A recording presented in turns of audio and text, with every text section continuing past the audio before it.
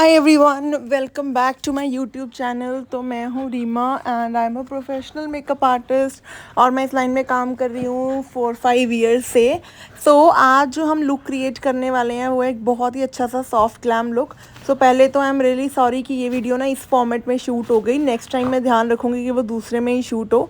But anyways, जो soft glam looks होती हैं, बाकी सारी लुक्स आती जाती रहती हैं, लेकिन ये तो ऑलराउंडर है, एवरग्रीन है। इसे जब भी करो ये उतनी ही ज़्यादा सुंदर लगती है जितनी ये आज लगेगी या जितनी ये कल लगेगी। हमारी जो क्लाइंट है उसकी जो स्किन है मॉडल की हमारे, that is normal to combination वाला स्किन टाइप है। तो सबसे पहले मैंने एक वाटर वाइप यूज़ करके स्किन को अच्छे से क्लीन किया है। मेक श्योर कि आप वाटर वाइप ही यूज़ करें ताकि आपकी स्किन का जो पीएच लेवल है पूरा मेंटेन रहे। ऐसा ना हो कि आप कोई भी बेबी वाइप यूज़ कर दें और उसके साथ आपका पीएच बैलेंस में गड़बड़ आए, फिर आप सीटीएम को गलत कर दो एंड उसी से आपका जो सारा मेकअप है वो सब ख़राब हो जाता है बाद में। एंड देन उसके बाद मैंने यूज़ किया है लॉरियल का हाइलुरोनिक एसिड सीरम, क्योंकि स्किन के ऊपर थोड़ी सी ड्राइनेस थी। ऐसा लग रहा था जैसे बहुत खिंची खिंची स्किन है, तो उसमें थोड़ा सा वाटर रिटेंशन देने के लिए मैंने हाइलुरोनिक एसिड यूज़ करा है।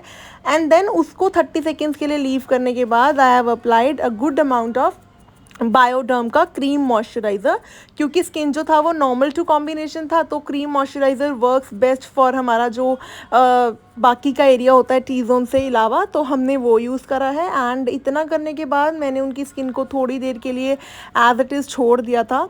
एंड देन हम उनकी स्किन को एक बार एनालाइज कर लेते हैं। तो आप देख सकते हो कि स्किन के ऊपर कुछ ज़्यादा डार्क सर्कल्स या कुछ भी ऐसा नहीं है, बहुत ही नॉर्मल सा पिगमेंटेशन है एंड स्किन बहुत क्लियर है। ऐसा नहीं है कोई भी टेक्सचर है स्किन के ऊपर या फिर कुछ भी पोर्स वाला कुछ भी ऐसा प्रॉब्लम नहीं है। इसके आपके पास दो मेथड्स हैं। या तो आप जो हमारा ओजी मेथड है ऑरेंज या फिर पीच कंसीलर से कंसील करना स्टार्ट करो एंड उसके बाद इसे कंप्लीट करो। दूसरा मेथड जो है हमारे पास ये होता है कि आप इसे जो हमारा न्यूट्रलाइजिंग कंसीलर है उसके साथ कंसील करना स्टार्ट करो। तो यहाँ पे मैं पैचेस यूज़ कर रही थी, अंडर आई पैचेस, क्योंकि मॉइस्चराइज़र के बाद भी ना मुझे वो थोड़े से ड्राई लग रहे थे। बट नॉर्मली मैं उन्हें ऐसे ही यूज़ करती हूँ, बट इन दिस केस वो मुझे थोड़ा सा अंडर आइज नीचे तक डिहाइड्रेटेड लग रहा था। तो मैंने फिर दोबारा से दूसरा पैच निकाला and then we are using it this way, ताकि जो मेरा अंडर आइज का ये वाला नोस्ट्रिल के पास वाला एरिया है वहाँ तक पूरा हाइड्रेशन जाए, बिकॉज मुझे थोड़ा सा ब्रेकआउट लग रहा था। दोनों तरफ मैंने ऐसे ही किया है। जो हमारे ये हाइड्रो पैचेस होते हैं ये काफ़ी अच्छे रहते हैं अगर आपके क्लाइंट की अंडर आइज बहुत ज़्यादा ड्राई होती हैं या आपको लगता है कि आपका कंसीलर बहुत ज़्यादा पैची हो जाता है या फिर बहुत ज़्यादा ड्राइनेस की वजह से ना उसमें से क्रैक्स व्रैक्स आ जाते हैं। तो उस केस में हाइड्रो पैचेस जो हैं वो हमारी बहुत ज़्यादा हेल्प करते हैं। तो सीटीएम करके हमने अपनी स्किन के ऊपर छोड़ दिया है ताकि हमारी स्किन का जो बैरियर है वो मेंटेन हो जाए। And then we have started with, सबसे पहले मैंने उनकी आईलिड्स के ऊपर लगाया है लॉरियल का infallible concealer in the shade 312 amber. और कंसीलर को मैंने बहुत कम लगाया है बिकॉज़ मुझे ज़्यादा वाइट कंसीलर लगाना अच्छा नहीं लगता है। Secondly I don't feel like कि हमें बहुत ज़्यादा कंसीलर लगाना चाहिए, क्योंकि उसके साथ भी हमारा जो आई मेकअप है वो बहुत ज़्यादा कई बार पैची लगता है।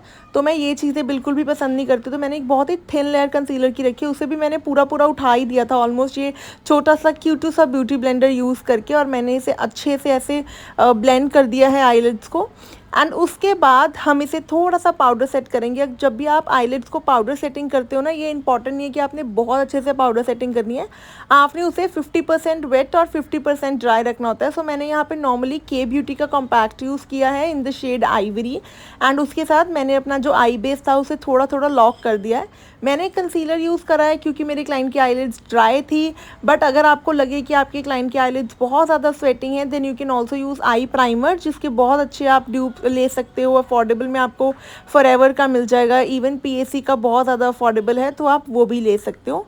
एंड उसके बाद हमने करना है आई मेकअप। तो मैंने यहाँ पे जैकलिन हिल का वॉल्यूम 1 यूज़ करा है और उसमें से मैंने एक सॉफ्ट ब्राउन कलर लेके ऑल ओवर द लिड के ऊपर प्लेस कर दिया है बहुत अच्छे से। और मैं धीरे धीरे कलर को बिल्ड कर रही हूँ, बिकॉज अगर मैं एक बारी में लगाऊंगी तो मेरे कलर का पैच कर सकता है, because this is the first shade after 50-50 dry वाला कंसीलर।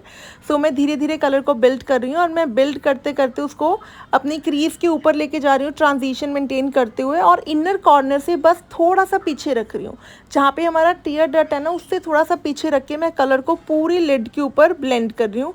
और जब मेरे ब्रश में ऑलमोस्ट सारा कलर ख़त्म हो गया, तब मैंने ये जो हमारा इनर कॉर्नर वाला कॉन्टोर वाला कर्व होता है, मैंने उसके ऊपर भी थोड़ा सा ब्रश चला दिया है। सेम हम दूसरी साइड पे करेंगे। कलर को धीरे धीरे धीरे धीरे बिल्कुल धीरे धीरे बिल्ड करेंगे ताकि हमारा जो कलर है वो पैच ना करे। और इसका एक और फ़ायदा भी होता है कि लाइट टू डार्क हम जा रहे हैं तो लाइट कलर पे हमारा बहुत अच्छे से कंट्रोल रहता है। इन केस अगर कभी भी आपको लगे कि आपका जो मेकअप है वो डार्क हो गया या कुछ भी है तो आप और लाइट कलर डाल के उसे बहुत अच्छे से डिफ्यूज़ कर सकते हो। जनरली ऐसा होता है कि दोनों आईज़ में ना थोड़ा सा डिफरेंस रह जाता है ब्लेंडिंग में, लेकिन आपने ये डिफरेंस नहीं रहने देना। आपने फेस को अच्छे से घुमा फिरा के अपनी तरफ करके पूरा नॉर्मल जैसे हम ब्लेंडिंग करते हैं आपने वैसे ही अच्छे से इस कलर को ब्लेंड कर लेना। बहुत सटल रख रहे हैं तो ऑलमोस्ट देखो मैंने स्किन टोन का ही कंसीलर लिया है, स्किन टोन का ही जो मैंने न्यूट्रल ब्राउन में गए हैं हम। बहुत ही न्यूट्रल कलर है, it's neither too cool neither too warm, बहुत ही टैंगी ऑरेंज ब्राउन सा कलर है ये। सो ये वाला कलर हमने यूज़ किया है। नाउ जो ब्राउन कलर हमने पहले यूज़ करा है उससे 2 शेड्स जाकर जो हमारा चॉकलेट ब्राउन शेड होता है, I am using that on my same brush. Same brush के ऊपर मैंने वो वाला कलर लिया है और मैं क्रीज के बिल्कुल अंदर अंदर उसको प्लेस कर रही हूँ ताकि जो इनका फ्लैट एरिया है आई का वहाँ पे मुझे एक कर्व मिल जाए and blending it really well towards my inner corner. Inner corner की तरफ मैं ब्लेंड कर रही हूँ लेकिन I am not taking the colour in my inner corner. Inner corner से मैंने बहुत पीछे उसे छोड़ दिया है। सो जहाँ से हम हमारी जो आईब्रोज का मिड पार्ट होता है ना, हमने जो क्रीज वाला कलर है उसे बस वहाँ तक ही लेके आना है। उसके आगे हम कभी भी आउटर कॉर्नर वाला डार्क कलर नहीं लेके आते हैं। अगर आप लेकर आओगे then that's the only reason कि आपका जो मेकअप है वो बहुत ज़्यादा पैची फ्लिंगी ऐसा सब कुछ लगता है। उसके बाद मैं हमेशा बताती हूँ, if you are following me on my Instagram, अगर नहीं कर रहे हो तो फॉलो कर लेना, लिंक आपको डिस्क्रिप्शन में मिल जाएगा, कि आपको हमेशा अपने पास एक एम्प्टी ब्रश रखना है। एम्प्टी ब्रश से क्या होता है कि जैसे आपने 2 कलर्स यूज़ करे हैं, अब 2 कलर्स यूज़ करने के बाद अगर आप एक ऐसा एम्प्टी ब्रश लोगे ना और उसके बाद पूरा उसे अच्छे से ऐसे ब्लेंड कर दोगे एम्प्टी ब्रश से, तो दोनों कलर्स के जो बीच के हार्श लाइन्स होंगे ना वो ऑटोमेटिकली वो ब्रश के साथ ब्लेंड हो के एकदम अच्छा ऐसे एक स्मूथ ट्रांजिशन आपकी आई के ऊपर क्रिएट कर देते हैं। एंड उसके बाद मैंने हुडा की क्रीमी पैलेट में से जो उसका मिड शेड है, शैम्पेन ग्लिटर्स हैं, ये शिमर्स हैं, थोड़े से वेट शिमर्स, वो लिए हैं और इनर कॉर्नर के ऊपर प्लेस कर दिए हैं। दूसरी तरफ भी मैंने सेम किया है। Intensity is definitely in your hands and as per your taste. आपको जितने इंटेंस ग्लिटर्स या शिमर्स अच्छे लगें आप उतने इंटेंस रख सकते हो। स्पेशली जब मैं कभी भी किसी बहुत फेयर स्किन के ऊपर काम करती हूँ या फिर मैं बहुत सर्टल्स में जाती हूँ, देन आई डोंट प्रेफर बहुत ज़्यादा चटक पटक शटाक वाली चीज़ें मेरे को अच्छी नहीं लगती हैं। सो शिमर्स डालने के बाद मैंने जो हमारा centre of the lid area है उसके ऊपर मैंने बहुत ही सॉफ्ट, मतलब आप देखोगे ध्यान से आपको दिखेंगे मेरे इतने सॉफ्ट हैं but there is some transition, तो मैंने बहुत ही सॉफ्ट गोल्ड कॉपर से कलर के ना ऐसे ट्रांजिशन वाले शिमर्स डाल दिए हैं, बहुत सॉफ्ट हैं, जो ये हमारी जेम्स चार्ल्स वाली पैलेट से ही। एंड उसके बाद मैंने उसे अच्छे से ब्लेंड कर दिया है अंदर वाले शिमर्स के साथ ताकि वो एक ऐसा लाइट टू डार्क वाला एक ट्रांजिशन आ जाए।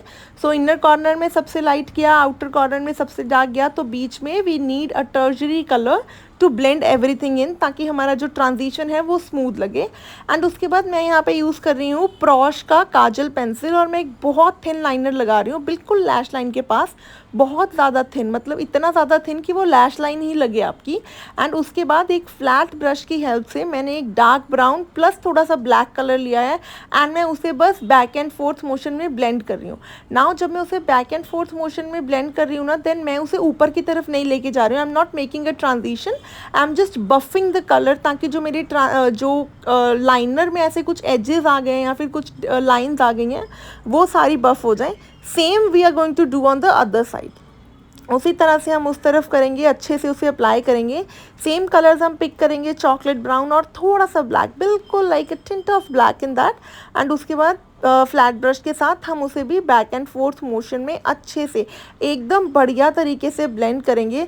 अच्छे से ब्लेंड करते रहना है जब तक मेरी ब्लेंडिंग चल रही है। अभी जाओ मेरे चैनल को सब्सक्राइब करो क्योंकि मैं बहुत ज़्यादा ऐसे ट्यूटोरियल्स लेके आने वाली हूँ, क्योंकि मुझे मेकअप को रियली एक बहुत अफोर्डेबल चीज़ बनाना है जो आजकल इतनी ज़्यादा हाई हुई पड़ी है। एंड उसके बाद जब मेरा इस ब्रश के साथ मैंने देखा मेरी सारी एजेस जो हैं वो स्मूथ हो गई हैं काजल की, नाउ आई एम टेकिंग थोड़ा सा जो हमारा फ्लफ़ी ब्रश होता है ना, बिल्कुल ऐसा पेंसिल वाला brush, this one is from CS essential. तो मुझे नींद आ रही है तो मैंने ऐसा एक ब्रश लिया है एंड उसके ऊपर जो dark brown chocolate brown colour हमने आउटर कॉर्नर में डाला था, सेम वही कलर लेके मैंने उसको ब्लेंड करना स्टार्ट किया। अब नाउ जब मैं उसे ब्लेंड कर रही हूँ ना, then I am trying to make a smooth transition. अभी आपको दिखेगा, देखो वो थोड़ा सा बढ़ गया ऊपर की तरफ, ऐसे ब्लेंडिंग में जा रहा है। सो वो वाला जो हमारा और ये हमारी आंटी निकल रही है यहाँ से मेरे कैमरा के सामने से, तो ऐसे हमने उसे ब्लेंड करना है। और जब मैं इनकी आइज़ ओपन करवाऊंगी, जस्ट सी एक ऐसा इनविजिबल सा जैसे लाइनर लग जाता है ना, और बहुत स्मूथ ट्रांजिशन के साथ वैसा इफेक्ट आएगा। और ये जो हमारी मॉडल है ये कैबिन क्रू में है, तो through out the time 40-45 minutes इन्होंने मुझे सब कुछ बताया कि ये कहाँ कहाँ गए हैं, क्या क्या इन्होंने किया है, कैसे कैसे एक्सप्लोर करते हैं। मतलब हमने बहुत सारी बातें करी। और ये मेरी आंटी फिर बीच में घूम रही हैं। एंड एनीवेज उसके बाद मैंने अंडर आइज के नीचे से दोबारा वाइप ऑफ तो मुझे करना ही पड़ना था, जो मेरा थोड़ा सा ग्लिटर्स गिर गया था।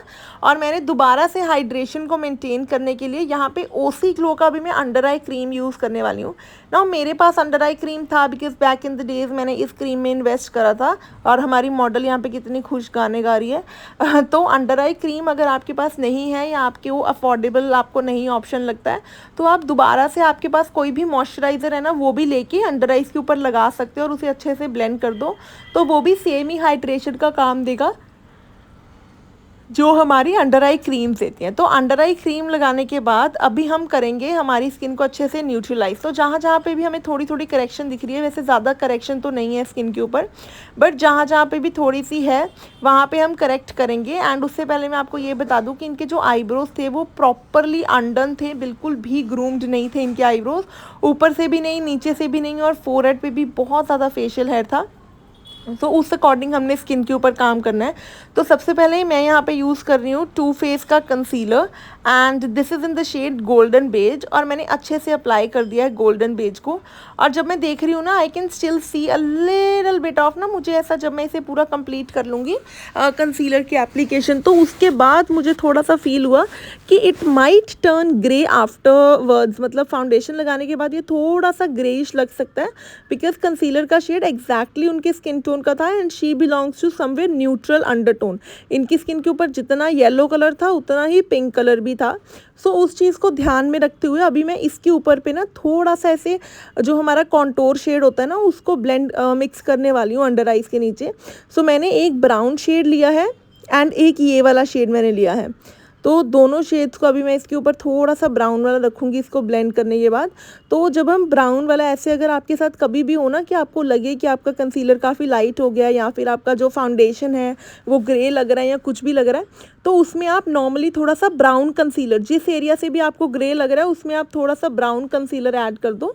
तो ब्राउन क्या करता है, आपकी ग्रेनेस को या आपकी येलोइश जो आपकी स्किन के ऊपर कलर आता है उस सबको न्यूट्रलाइज करता है। फिलहाल के लिए मैंने इसको ब्लेंड कर दिया। अभी देखना, अभी मैं इस पर ना थोड़ा सा मैंने यूज़ करा था ब्राउन कलर का कंसीलर, जो कि मैंने कॉन्टोर वाला शेड लिया था फ्रॉम फॉरएवर 52 का कैमोफ्लेज पैलेट। तो मैं वही वाली पैलेट में से ये वाला मैंने ब्राउन कलर का कंसीलर लिया। तो अभी देखो इनका न्यूट्रलाइज ना बहुत अच्छे से हो जाएगा एंड जो वो थोड़ा सा वहाँ पे ग्रे लग रहा है ना, वो नहीं लगेगा। तो इनकेस अगर आपके साथ भी कभी भी ऐसा हो तो ऑरेंज कलर करेक्टर दोबारा से करने की ज़रूरत नहीं है, जस्ट ऐड अ कॉन्टोर वाला शेड एंड उसके ऊपर से दोबारा से just do the blending with your neutraliser और सब कुछ आपका सही हो जाएगा। तो ऐसे करेक्शन कर करके ही हम भी प्रो बनते हैं, हमें भी तभी पता लगता है कि कौन सी चीज़ कैसे भी काम कर सकती है। तो सारे फेस को मैंने अच्छी तरह से ब्लेंड किया है एंड मैं अपना फेवरेट ब्लेंडर यूज़ कर रही हूँ जो कि है प्रॉश का वेलवेट फिनिश वाला ब्लेंडर। तो उसके बाद अभी हम नेक्स्ट क्या करेंगे, हम लेंगे हमारी फाउंडेशन। ठीक है, तो फाउंडेशन यहाँ पे मैंने यूज़ करी थी PAC की स्पॉटलाइट फाउंडेशन, जो कि बहुत ही ज़्यादा मैटिफाइंग फाउंडेशन है और उसका जो फिनिश है वो बहुत ज़्यादा अच्छा है। तो मैंने वो वाली फाउंडेशन यूज़ करी है। I am so sorry guys, ये बीच में जो इतनी सारी बातें हो रही थी ना हमारी, वो भी सब रिकॉर्ड हो गया, but I will keep that in mind next time से कि ऐसा मुझे कुछ भी नहीं करना है। सो मैंने PAC की फाउंडेशन ली है एंड उसको मैंने एक डेंस ब्रश के साथ लगाया है एंड मैं इसे पूरे फेस के ऊपर अप्लाई कर रही हूँ और साथ के साथ ना ऐसे मैं उसे थोड़ा सा स्प्रेड करने की भी ट्राई कर रही हूँ ऐसे। इसलिए मैंने लूज़ ब्रिसल्स वाला ब्रश लिया है बिकॉज आई डोंट वांट कि मेरा जो प्रोडक्ट है वो ब्रश के अंदर चला जाए, मुझे उसे अच्छे से अप्लाई करना है। तो हमारी फाउंडेशन को मैंने बहुत अच्छे से सारे फेस के ऊपर स्प्रेड कर लिया है। और मैं आपको बताऊं, मैंने हार्डली 2 पम्प्स फाउंडेशन के लिए होंगे और मेरी पैलेट में बस इतनी फाउंडेशन मैंने पूरी स्किन के ऊपर यूज़ करी और मेरी पैलेट में आधे से ज़्यादा फाउंडेशन जो मैंने निकाली थी वो एज इट इज़ बची पड़ी थी। सो कहने का मतलब ये है कि लेस इज़ मोर, तो हमें बहुत कम प्रोडक्ट यूज़ करना चाहिए। जब हम कम प्रोडक्ट्स यूज़ करते हैं हमारे रिज़ल्ट्स तभी अच्छे आते हैं। तो यहाँ पे हमारी सारी फाउंडेशन अच्छे से ब्लेंड हो गई है एंड उसके बाद अब हम करेंगे हमारी स्किन के ऊपर थोड़ी सी स्पॉटलाइट कंसीलिंग एंड उसी के साथ साथ बिल्कुल थोड़ा नहीं मतलब काफ़ी ज़्यादा क्रीम ब्लशर। तो सबसे पहले मैं अपने अंडर आइज़ को क्लीन कर रही हूँ अच्छे से, ताकि वो अच्छे से ब्लेंडेड लगे, स्मूदन आउट लगे। और उसके बाद हम यूज़ करेंगे हमारे हाईलाइटिंग कंसीलर्स, जिन्हें हम ब्राइटनर्स भी बोलते हैं। तो यहाँ पे जो मैंने कंसीलर यूज़ किया है वो है हमारा क्यूटी ब्यूटी का। तो ये कंसीलर मुझे जस्ट ऐसे हाईलाइटिंग पर्पस के लिए अच्छा लगता है। बहुत हाइड्रेटिंग है, काफ़ी लाइट वेट है, बट ऐसा इसका कुछ इंटेंस कवरेज नहीं है। सो मैं ये नहीं बोलूँगी कि आप इस कंसीलर को कवरेज के पर्पस से बाय कर सकते हो, बट इसका बहुत नॉर्मल मीडियम शेयर सा कवरेज है। बट इसका जो कलर रेंज है ना वो काफ़ी अच्छा है और इसकी क्वान्टिटी बहुत अच्छी है। तो अगर आप हाईलाइटिंग के लिए लेना चाहते हो तो आप डेफिनेटली ये वाला कंसीलर ले सकते हो, क्योंकि इसमें आपको ऑलमोस्ट 800-900 में आपको एक फाउंडेशन जितनी क्वांटिटी इसमें मिल जाती है। तो अभी मैं ब्रश की हेल्प से सारे एरिया को अच्छे से ब्लेंड कर रही हूँ। साथ ही में मैं ब्यूटी ब्लेंडर की हेल्प से सारे फेस को अब अच्छे से ब्लेंड कर रही हूँ। ब्रश से मैंने कर लिया था एंड उसके बाद अंडर आइज़ को अच्छे से स्मूथ करेंगे। जो भी हमारा टी जोन वाला एरिया है उसे बहुत अच्छे से स्मूथ करेंगे। सारे एरिया को स्मूथ करके, ये बीच में मैं भी इधर उधर पटकती फिर रही हूँ, और सारे एरिया को अच्छे से स्मूथ करके साथ ही अभी मैं नेक्स्ट में यूज़ करूँगी हमारा फॉरएवर 52 की कैमोफ्लेज पैलेट में से ही जो उनके 2 ब्लशर शेड्स हैं वो मैं यूज़ करने वाली हूँ। सो ये हमारे आ गए हैं ब्लशर शेड्स, और इन ब्लशर शेड्स को हमने अप्लाई कर दिया है। और इसके साथ ही ना ये ब्लशर जो है ना क्रीम वाले, ये फॉरएवर 52 के बड़े ही अच्छे ब्लेंड होते हैं। और मैं क्रीम ब्लशर थोड़ा सा ज़्यादा लगाती हूँ, क्योंकि मुझे ऐसे लगता है कि जैसे ही हम इसके ऊपर पाउडर सेटिंग करते हैं ना, इनका इम्पैक्ट ऑलमोस्ट चला ही जाता है। और देखो कितनी प्रिटी शाइन आई है स्किन के ऊपर। ये पता है कैसे आई है, इसी पैलेट में एक हाईलाइटर शेड भी है जो आपको थोड़ा सा मिक्स एंड मैच करना पड़ता है ऑब्वियसली, लेकिन उसका रिजल्ट बहुत ज़्यादा फिनोमिनल है। तो मैंने वो अप्लाई किया है एंड उसके बाद मैंने अच्छे से उस ब्लशर को ब्लेंड कर दिया है। नाउ अभी ना हमें अंडर आइज़ में एक थोड़ी सी डेप्थ नज़र आ रही है, तो इस डेप्थ को फिल करने के लिए हम यूज़ करेंगे हमारे HD powders. So this is the basic difference between basic और HD मेकअप। जो ये हमारे आईज़ में ऐसे डेप्थ बनी आती है ना, उन सारी डेप्थ को कवर करने के लिए we generally use HD powders. तो पाउडर मैं यूज़ कर रही हूँ यहाँ पे RCMA में थोड़ा सा हुडा का बनाना पाउडर मिक्स करके। तो उसके बाद PAC के पफ के साथ मैंने अच्छे से उसे अप्लाई किया है। जब आप फर्स्ट लेयर लगाएं तो मेक श्योर आप बहुत सॉफ्ट हैंडेडली अप्लाई करें, ज़्यादा प्रेशर ना हो। सेकंड में आप उसे थोड़ा सा प्रेशर दे सकते हैं। सो दोनों तरफ पहले आप क्लाइंट को बोलें कि ऊपर की तरफ देखें एंड उसे अच्छे से ब्लेंड कर लें। और ब्लेंड करने के बाद आप अच्छे से अपना जो पफ है उसको पाउडर में एकदम अच्छे से डिप कर लें, हाथ के पीछे थोड़ा सा डस्ट ऑफ कर लें and then you can apply. अब देखो जो हमने पाउडर लगाया ना, उसके साथ देखो जो हमारी अंडर आइज़ में ऐसे वो लाइन आ रही थी ना, ऐसे जो डेप्थ क्रिएट हो रही थी, वो डेप्थ खत्म हो जाती है HD पाउडर से। अगर हम नॉर्मल पाउडर कोई भी यूज़ करेंगे तो ये वाला जो डेप्थ वाला सीन है ना, ये नॉर्मल पाउडर से ख़त्म नहीं होता है। और ये उन लोगों को पता भी नहीं लगता जिन्होंने कभी नोटिस ही नहीं करा कि बेसिक और HD मेकअप में करने में क्या डिफरेंस आता है। बिकॉज सबको पता है कि HD प्रोडक्ट होते हैं, बट उनको यूज़ करने में बहुत डिफरेंस होता है। सो उसके बाद मैंने वही वाला पाउडर थोड़ा सा फ्लफ़ी ब्रश के ऊपर लिया और मैं सारे फेस के ऊपर ना ऐसे डैब डैब कर दूंगी, ताकि जब मैं अपना पाउडर वाला प्रोडक्ट लगाना स्टार्ट करूँ, ब्राउन्जर्स और blushers, then I don't want कि मेरा जो बेस है वो कहीं से भी पैची हो। आईब्रोज़ की बारी में मेरा जो फ़ोन था वो डाउन हो गया था, तो फिर वो मैं रिकॉर्ड नहीं कर पाई। बट एनीवेज़ अंडर आइज़ के लिए मैंने सेम ट्रांजिशन शेड जो हमने फर्स्ट वाला लिया था, बहुत ही लाइट सा सॉफ्ट सा कलर, वो यूज़ करा है सबसे पहले। एंड उसको अच्छे से ब्लेंड करने के बाद एक फ्लैट ब्रश के ऊपर ना थोड़ा सा डार्क ब्राउन कलर लेके सिर्फ लैश लाइन के पास पीछे आउटर वी में उसे मैंने अप्लाई किया। और यही मैं दोनों तरफ करने वाली हूँ और उसको सॉफ्टन अप करूँगी खाली ब्रश के साथ। एक फ्लैट बफिंग ब्रश के साथ जो भी हमारा फॉल आउट है उसके ऊपर थोड़ा सा मैंने पाउडर ले लिया था और उसको पूरा ऐसे क्लीन करूँगी, ताकि एक वो नीटनेस आए मेकअप में जो हमें चाहिए। And you can see eyebrows की शेप इतनी ज़्यादा कुछ परफेक्ट नहीं है, बिकॉज उनकी खुद की शेप ही बहुत ही बिगड़ी तिगड़ी थी, but still I try to make it a little bit better जितना मैं बना सकती थी।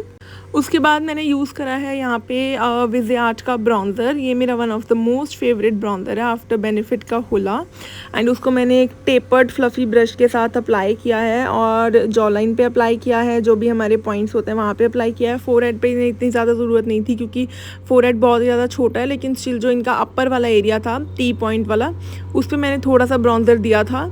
एंड उसके बाद हमने ब्राउज आउट करा है इनके नोज़ को भी मैं इसी ब्रश के साथ ना थोड़ा सा पिंच करके ब्राउज आउट कर देती हूँ। Now I am a professional makeup artist, तो यहाँ पे ये चीज़ को पॉइंट आउट मत करना कि आपने लिपस्टिक को लिपस्टिक से लगाया है एंड मस्कारा को मस्कारा से लगाया है। Obviously we have different products for हमारे मॉडल्स और क्लाइंट्स के लिए, तो इसमें तो हम यही यूज़ करते हैं बिकॉज इतना तो बजट भी नहीं होता कि हर बार we'll use disposable, but for the clients for sure we use disposable products only, जो भी हमारे लगाने वाले होते हैं एप्लीकेटर्स। अभी क्योंकि हमारा क्रीम ब्लशर और हाइलाइटर इतने अच्छे से हुआ था कि हमें पाउडर के साथ ज़्यादा वर्क करने की ज़रूरत नहीं पड़ी। और यूट्यूब पे यू ऑल नो कि बिल्कुल बिना फ़िल्टर के वर्क दिखाया जाता है, and just look at that. मैंने कुछ ज़्यादा लाइटिंग्स भी नहीं ऑन करी हुई हैं, स्टूडियो लाइट्स हैं और सिर्फ एक जो हमारी रिंग लाइट होती है वो भी काफ़ी दूरी पर है। सो ये हमारा मेकअप है। ऐसे ही बहुत इंटरेस्टिंग लुक्स आप सीख सकते हो, बहुत अच्छा बेस लगाना सीख सकते हो हमारे 10 डेज़ के pro makeup and hair course में, जो कि स्टार्ट हो रहा है from 25th of July only in Ludhiana. Online and offline दोनों तरह से अवेलेबल है। उसमें आपको सारी कलर थ्योरी जो भी चीज़ें हमें देखनी रहती हैं, पढ़नी रहती हैं, सीखनी रहती हैं मेकअप करने के लिए, वो सारी आपको सिखाई जाती हैं। मूविंग फॉरवर्ड मैंने अच्छे से नोज़ को कॉन्टोर कर लिया है एंड उसके बाद मैंने नोज़ को कॉन्टोर करने के साथ साथ जो भी मेरी एजेस बन रही थी कॉन्टोर के साथ, मैंने उसे अच्छे से जो है बफ़ कर दिया है लूज़ पाउडर वाले ब्रश के साथ। देन हम अप्लाइंग मस्कारा, ये मैं यूज़ कर रही हूँ फेरारूशी और फेरुची, पता नहीं इसको क्या बोलते हैं, आई डोंट नो। एंड वो मैंने यूज़ किया है अपर लैश लाइन के ऊपर पहले, और उसके बाद मैं इसका ये क्योंकि ड्यूअल मस्कारा है, इसके जो पीछे वाला है वो काफ़ी ज़्यादा थिन है, तो उसके साथ मैं लोअर लैश लाइन पे भी सेम मस्कारा जो है वो अप्लाई करने वाली हूँ, लोअर लैश लाइन के ऊपर भी। तो अच्छे से हम मस्कारा को अप्लाई करेंगे। और अब जब हम न्यूड आइज़ रखते हैं ना नीचे से, जब हम काजल नहीं डालते हैं तो हम काफ़ी पैनिक करते हैं कि बहुत सूनी सूनी आंखें लग रही हैं, but the moment you will apply mascara ना, वो खुद ही एक डेप्थ आ जाती है आपके अंडर आइज़ में जो आपको चाहिए होती है, जो आप काजल से लेना चाहते हो। तो ये जो डेप्थ आएगी ना आपके अंडर आइज़ में, जस्ट लुक एट दैट, वो खुद ही ऐसे ब्लैक सी इंटेंसिटी से दे देती है। सो कभी भी आपको लगे तो आप पहले क्लाइंट को मस्कारा दे दो, then do rest of your makeup, अगर उन्हें कभी भी लगे कि बहुत लाइट लग रहे हैं या कुछ भी ऐसा सीन है। और उसके बाद मैंने करी थी लैशेज़ सिर्फ प्लेस करी थी एंड उसके बाद मैंने लिपस्टिक लगानी स्टार्ट करी है। ये काफ़ी लंबा प्रोसीजर होता है लिपस्टिक का मेरा, क्योंकि मैं काफ़ी सारे शेड्स को मिक्स एंड मैच करके ऐसे जब तक मेरा परफेक्ट टोन जो मुझे चाहिए होता है वो मिल नहीं जाता, तब तक मैं उसे मिक्स एंड मैच करने में लगी रहती हूँ। एंड ऑल्सो क्योंकि हमारी मॉडल बहुत ही ज़्यादा चिटचैटी थी, तो ये बीच में इतना ज़्यादा कोई बातें कर रही थी ना, जो मुझे अच्छा भी लग रहा था क्योंकि मेरा खुद का बहुत दिल लगा हुआ था, तो उसकी वजह से लिपस्टिक लगाने में भी मुझे बहुत ज़्यादा टाइम लग गया। बट एनीवेज ये था सारा क्लीन करके। सो ये है हमारी कंप्लीट लुक, और पूरे ट्यूटोरियल के दरमियान मैंने कोई भी ऐसी क्लिप नहीं काटी है और किसी को भी मैंने ऐसा एडिट नहीं करा है। तो भी क्लिप्स मैंने थोड़ी थोड़ी कट करी हैं, वो तभी करी हैं कि लेंथ थोड़ी सी मेंटेन रहे और आप लोग भी बोर ना हुए। तो आप मुझे ज़रूर कमेंट करके बताना कि आपको ये सॉफ्ट लुक वाला ट्यूटोरियल कैसा लगा। अगर अच्छा लगा then don't forget to like, share and subscribe. Bye.